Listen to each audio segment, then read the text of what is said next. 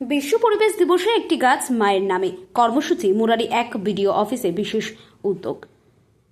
বিশ্ব পরিবেশ দিবস উপলক্ষে বীরভূম জেলার মুরারি 1 বিডিও অফিস প্রাঙ্গণে শুক্রবার দুপুরে পালিত হলো বিশেষ পরিবেশ সচেতনতামূলক কর্মসূচি। পশ্চিমবঙ্গ সরকারের উদ্যোগে একটি গাছ মায়ের নামে কর্মসূচির মাধ্যমে বৃক্ষরোপণ করে পরিবেশ সংরক্ষণ এবং সবুজায়নের বার্তা তুলে ধরা হয়।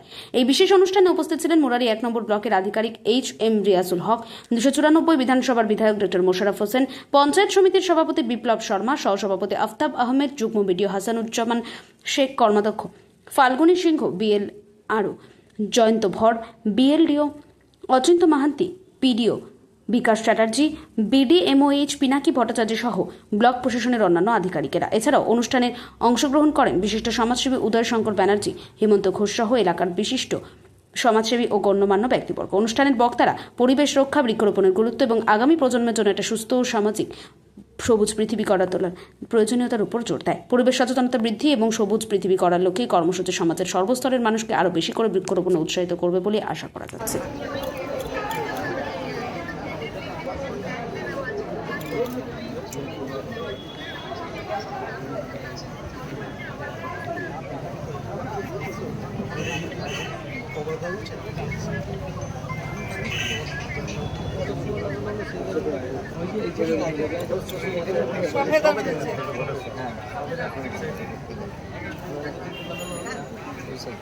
সেই গাছ লাগানোর প্রোগ্রাম আমরা বিডিও সাহেবের উপস্থিতিতে আমরা করছি।